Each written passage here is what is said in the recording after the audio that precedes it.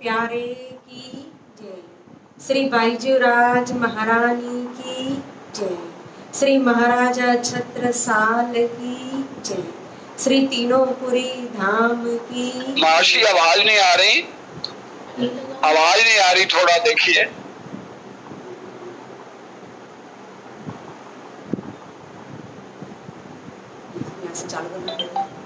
एक मिनट। हाँ, अब आ रही है? हाँ, अब आनी शुरू हुई है। अब आ रही है मास्टर जी की जय। श्री बाईजूराज महारानी की जय। परमहंस श्री चरणदास महाराज आपकी सदा ही जय। प्रथम लागू दो चरण को,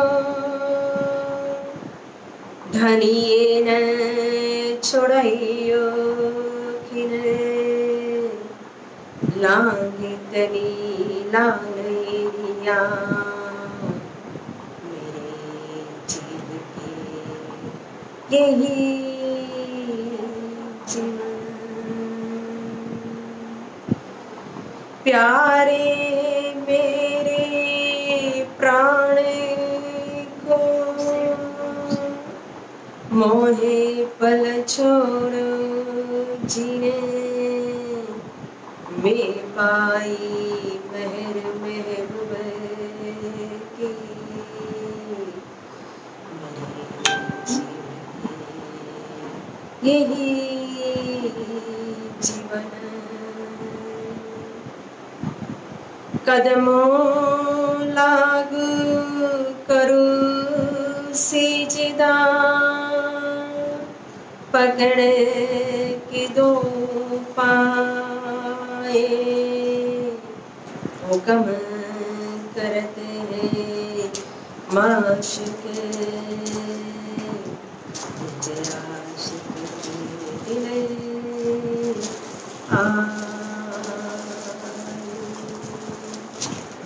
दिल आए, आशिक के दिल आए।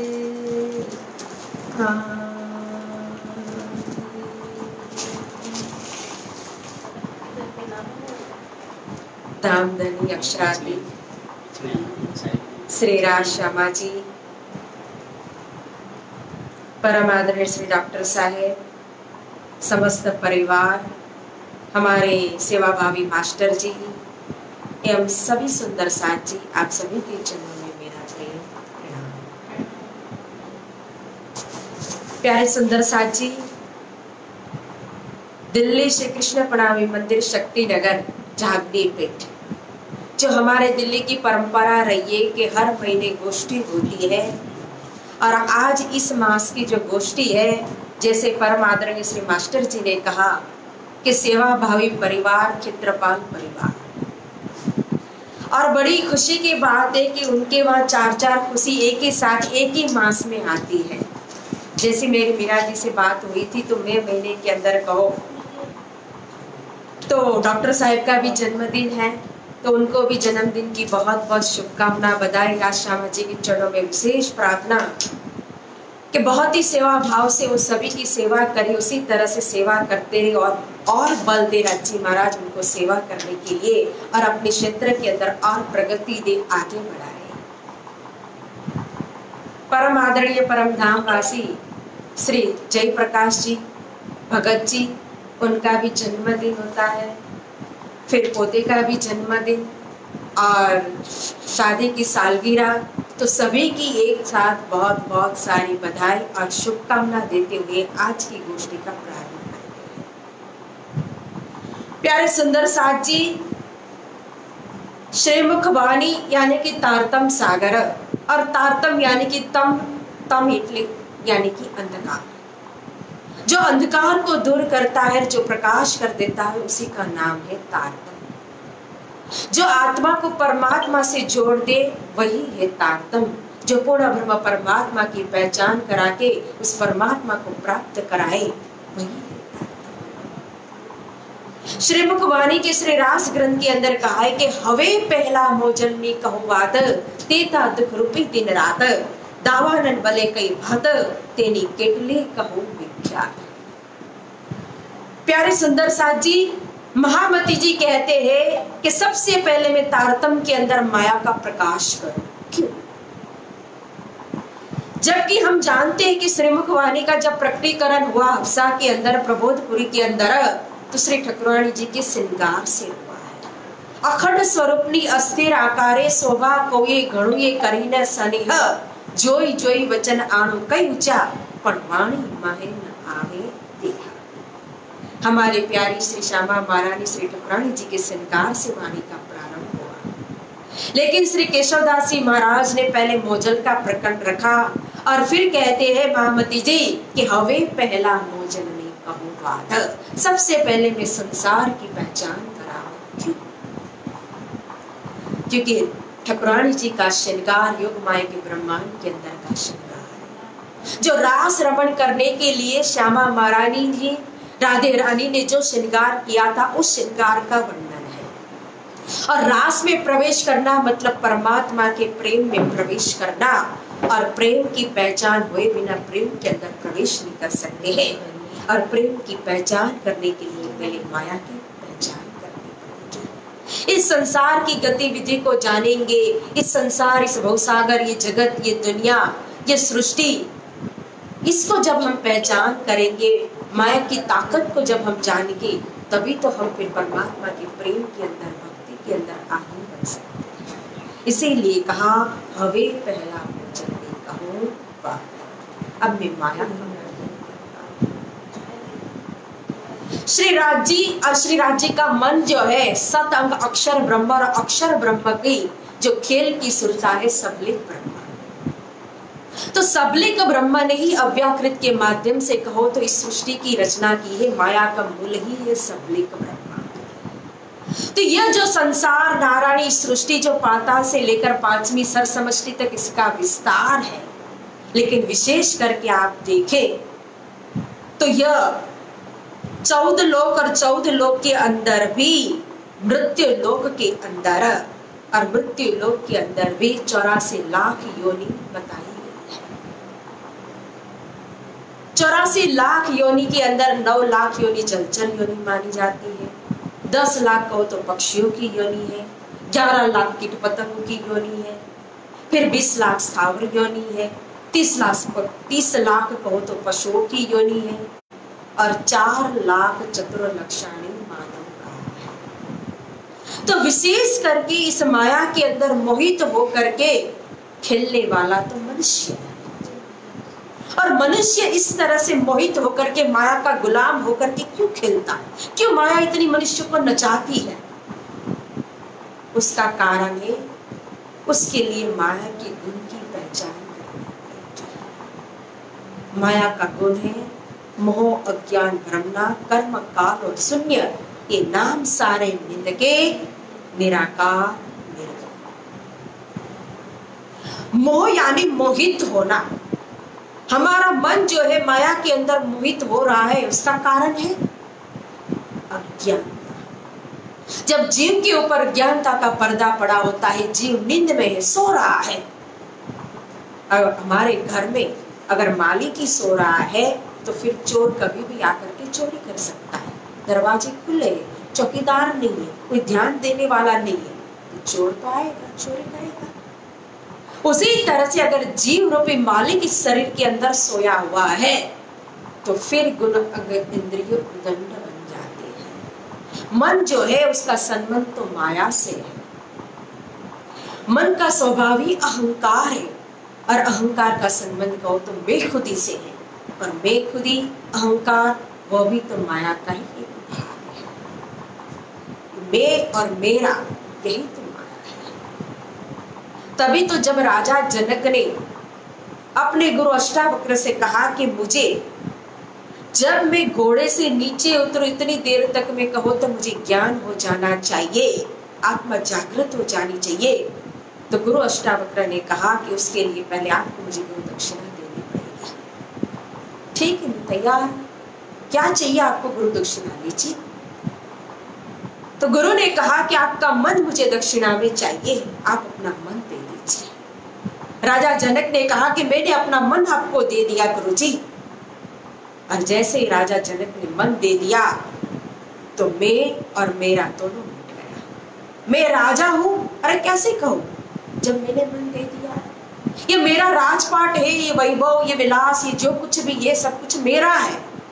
अब मैं कैसे कहूं, क्योंकि मन के अंदर जो मैं और मेरा था वो सब कुछ चला गया। तो जीव अपने आप जागृत हो गया, और जीव जागृत हो गया तो वहीं सिंहासन पर बैठे बैठे समाधि लग गई राजा जनक को। 72 घंटे तक राजा जनक उठ नहीं पाए, और गुरु जी ने आकर के कहा, उठो राजा। राजा कहते, मैं कैसे उठूं, अब मैं तो रहा ही नहीं, तो उठूं कैसे। तब गुरु जी ने कहा, मेरा आदेश है, अब आप उठो। आपको ज्ञान चाहिए ना, जागृत करनी ना आत्मा को। बोले, अब तो वो जरूरत ही नहीं रही, मुझे तो ज्ञान हो गया, मेरा जीव तो जाग गया। तो दो बातें संभव है सुंदर साथ जी। एक तो अगर जीव जो है उसके ऊपर अज्ञान का पर्दा पड़ा है, तो मन जो है वो माया की तरफ ले जाता है अपने को, और मन जिस दिशा में जाता है तो जीव भी पीछे पीछे उसी दिशा में जाते, उसी प्रकार के कर्म होते हैं। और दूसरी बात जो तारतम्य ने प्रकाश की है रास ग्रंथ के अंदर ही, हुंडा जीव जाग जे तू, क्यों कहा। जब अज्ञान रूपी नींद में सोया हुआ जीव जब तारतम्य के प्रकाश के द्वारा जागृत हो जाएगा, तो जागृत जीव मन को अपनी दिशा देगा, और जो दिशा जीव देगा, मालिक देगा, उसी दिशा में गुण इंद्रिय चलेंगे, मन चलेगा। तो इसीलिए अज्ञानता वही माया का गुण हमारे ऊपर अगर प्रभाव करता है तो हम माया में हो जाते हैं, और उसी के कारण तीसरा गुण जो है भ्रम उत्पन्न होता है। संकल्प, विकल्प, भावना, सत्य असत्य, धर्म अधर्म, अच्छा बुरा, कुछ भी हमें विवेचन नहीं रहता है, और हम सही निर्णय नहीं कर पाते हैं, और कभी कभी न करने का कर्म गुनाह भी कर बैठते हैं। और उसके कारण फिर चौथा गुण आता है कर्म। कहा, जब विवेचन नहीं है मन के अंदर, जीव जागृत नहीं है, तो हमारे कर्म किस लाइन के अंदर जाएंगे। न करने का कर्म भी करेंगे, न खाने का भी खाएंगे, न पीने का भी पिएंगे, न देखने का भी देखेंगे, न सोचने का भी सोचेंगे। इसलिए कर्म अच्छा करने के लिए भी जीव की जागृति जरूरी है। और जब कर्म हमारे सही नहीं होंगे, उसकी दिशा बदल जाएगी, तो काल यानी कि समय, हमें जो भी समय मिला है वो सारा हमारा समय जो है वो जीवन का अमूल्य समय व्यर्थ हो जाएगा। और जब हमारी ये जीवन की यात्रा खत्म होगी, तो उसके बाद हमारे हाथ में आएगा क्या, शून्य। मतलब जब हम जाएंगे तो या हमने जो नाम प्रतिष्ठा कमाई, या धन कोठी बनाई, या जो कुछ प्राप्त किया, वो कुछ भी नहीं। हम अपने कर्म को लेकर के जाएंगे, अच्छे कर्म, बुरे कर्म, पाप और पुण्य को जीव लेकर के जाता है। और अच्छे कर्म नहीं किए होंगे, सेवा नहीं की होगी, भक्ति नहीं किया होगा, स्मरण नहीं किया होगा, जीव ने जागृत होकर के साधना ज्ञान आदि कुछ नहीं किया होगा, तो फिर उसके आत्मा में तो शून्य ही रहेगा। वो संसार से क्या लेकर के जाएगा। इसलिए माया की पहचान करना बहुत जरूरी है। अगर कुछ देना है परमात्मा को तो अपना मन दे दीजिए।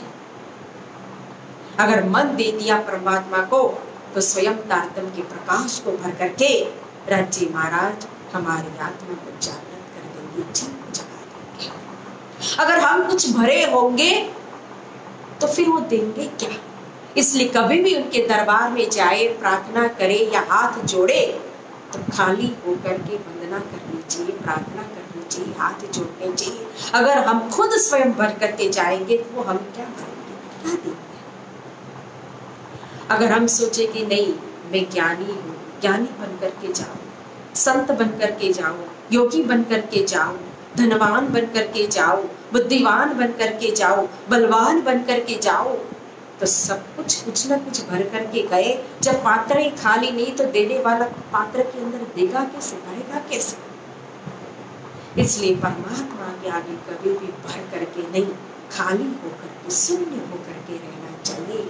और जब परमात्मा के आगे शून्य बन जाएंगे तो संसार के अंदर भी उसी तरह से मैं से रही, अहंकार से रही, मैं खुदी से रही तक हम शून्य हो और जब शून्य होंगे तो स्वयं अपने आप तारतम्य का प्रकाश हमारे अंदर बढ़ते जाएंगे।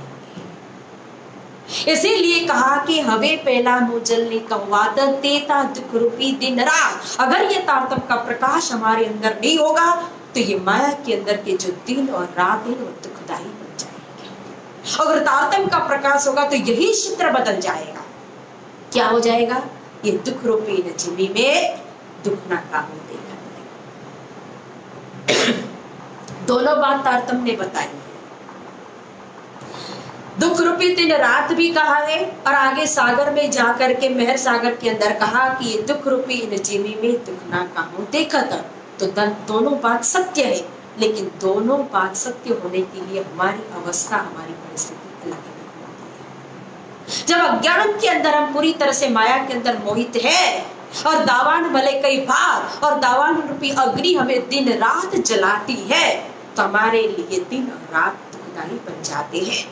अगर ये अग्नि हमारे अंदर शांत हो गई है, मन को दिशा मिली है, जीव जागृत है, संसार में रह करके संसार की कर्तव्य को भी, जिम्मेदारी को भी निभा रहा है और आत्मा अपने संबंध को पकड़ करके परमात्मा की भक्ति करके उनके चरण में पूरी तरह से समर्पित है, ते दुख रूपी जीवन में दुख ना काहूं देखा था। दुख का जरा सा जिस दावानल अग्नि की बात इस चौपाई के अंदर की, ये दावानल अग्नि ही माया की लहर है। अग्नि तो बहुत प्रकार की होती है। जठरानल अग्नि भी कहा है, बलवानल अग्नि भी कहा है, ग्राहपत्य अग्नि भी कहा है, दावानल अग्नि भी कहा है। और जाहिर में देखेंगे तो दावानल अग्नि यानी कि वन के अंदर, जंगल के अंदर जब संघर्ष से कोई आग उत्पन्न होती है तो वो आग उत्पन्न होकर के एक वृक्ष से दूसरे वृक्ष से दूसरे से तीसरे और धीरे धीरे सारे वन को खत्म कर देती है, जला करके भस्म कर देती है। लेकिन इस दावानल अग्नि का दृष्टांत देकर के तारतम्य हमें समझा रहा है कि ये दावानल अग्नि जो है वो हमारे अंदर की, ये शरीर रूपी वन के अंदर जो माया की लहरें जो चलती है, काम, क्रोध, लोभ, ईर्ष्या, द्वेष, छल, कपट, मान, बड़ाई, प्रतिष्ठा, ये माया की लहरें जो है ना, यही दावानल अग्नि है। क्योंकि काम को वश करो तो क्रोध उत्पन्न होता है, क्रोध को वश करो तो लोभ उत्पन्न होता है, लोभ को वश करो तो मोह उत्पन्न होता है, मोह को वश करो तो ईर्ष्या उत्पन्न होती है, ईर्ष्या को वश करो तो अहंकार उत्पन्न होता है। तो किसी न किसी तरह से कोई न कोई माया की लहर हमें क्या करती है, अंदर से जलाती है। देखो क्रोध, जब हम क्रोध करते हैं तो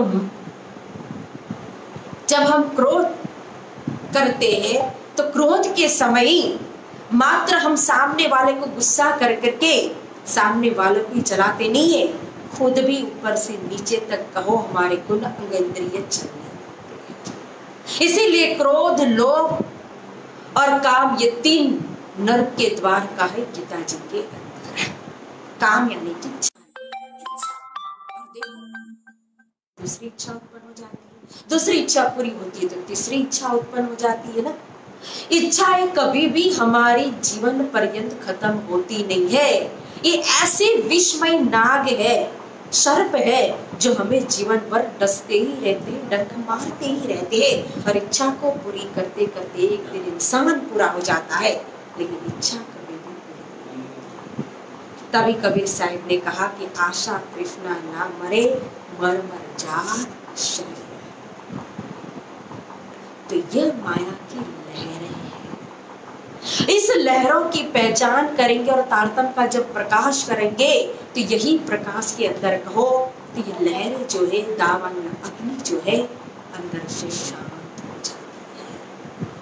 हमारी जो ज्ञानेंद्रिया है, श्रवण, त्वचा, नेत्र, रसना, नासिका, उसके जो विषय बताए, शब्द, स्पर्श, रूप, रस, गंध, तो ये माया के अंदर शब्द, स्पर्श, रूप, रस, गंध लगते हैं ऐसा नहीं है। यह ज्ञानेंद्रिया कहा है, ये इंद्रिय जागृत है तो माया का ही भोग मात्र करती ऐसा नहीं है। अगर यही इंद्रिया जागृत हो जाती है तो परमात्मा को भी प्राप्त कराती है, उसका भी रस लेती है।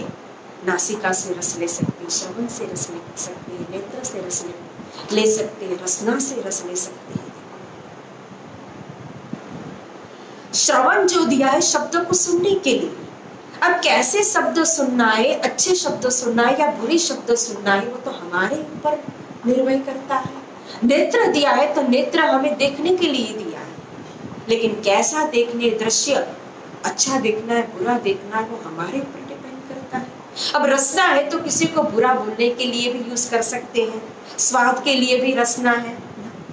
तो जब स्वाद के लिए रसना है तो स्वाद विभिन्न प्रकार के होते हैं, और यही रसना के द्वारा हो तो हम स्वात्विक रसों के स्वाद भी ले सकते हैं। और यही रसना में माया में मोहित होकर के न खाने का खा करके हिंसक पदार्थ कहो, नॉनवेज कहो, जो एक जीव की हत्या करके कोई धर्म नहीं सिखाता है, कोई धर्म शास्त्र नहीं कहता है कि उसको खाना चाहिए।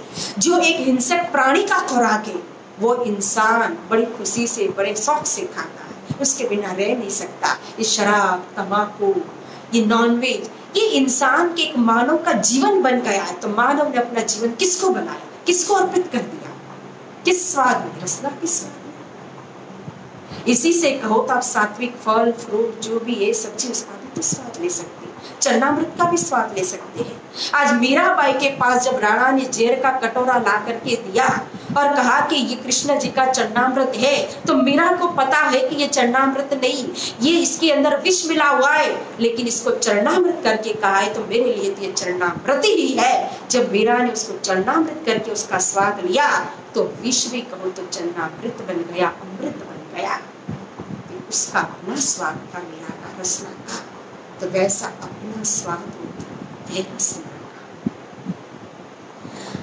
आज जिस चीज को कहो, आज तम्बाकू जिसके लिए इंसान रह नहीं सकता, तम्बाकू की खेती होती, हम गांव में जाते हैं, जो खेती करने वाले ना वो बताते हैं कि जो खेती होती है तम्बाकू की तो उसको रखवाली करने की जरूरत ही नहीं होती है। मैंने पूछा क्यों भाई, तो बोलते इसको तो कोई जानवर भी नहीं खाता है, इसलिए रखवाली करने की जरूरत ही नहीं, कोई आएगा ही नहीं खेत में। तो सोचो, जिस खेत के अंदर खाने के लिए जानवर भी प्रवेश नहीं कर सकते हैं, उसको जानवर भी नहीं खाते हैं, उसको इंसान खाते, तो खाने वाले क्या इंसान कहलाने के लायक है? वो क्या मानवी है? जिसके अंदर मानवता होती है वही मानवी कहलाया जाता है। बाकी तो मानव पशु से भी कहा जाने यही रसना से हम बुरे शब्द बोल करके तलवार की तरह चला करके किसी को घाव भी दे सकते हैं, और ऐसे घाव जो घाव शस्त्र से भी नहीं होते हैं, वो शरीर के अंदर रसना से, जुबान से हो जाते हैं। लेकिन यही रसना से अगर चाहे तो दूसरे के घाव के ऊपर मलम पट्टी भी कर सकते हैं, सांत्वना भी दे सकते, आशीर्वाद भी दे सकते, शुभकामना भी दे सकते। यही रसना से हम परमात्मा की गुणगान भजन भक्ति गा सकते हैं, कर सकते हैं। यही रसना से हम राज्य महाराज के गुणगान गाते हैं। तो अपनी रसना, अपना स्वाद है कि हम किस लाइन में जाते हैं, किस तरह से इस रसना का उपयोग करते हैं। तो प्यारे सुंदर साथ जी, यह तारतम जो है वो तम यानी अंधकार, अंधकारों के संसार है, वो सागर है। लेकिन जब तक हम संसार को अपने अंदर नहीं प्रवेश करने देंगे तो ये अंधकार हमारे अंदर कभी प्रवेश नहीं हो सकता। एक नाव जो नदी में चलती है, तो जब वो नाव पानी के ऊपर चलती है तो नाव जो है वो तर जाती है, लेकिन जब पानी उस नाव के अंदर प्रवेश हो जाता है तो नाव कभी भी तर नहीं सकती, वो नाव डूब जाती है। उसी तरह से संसार में हमारा रहना बुरा नहीं है।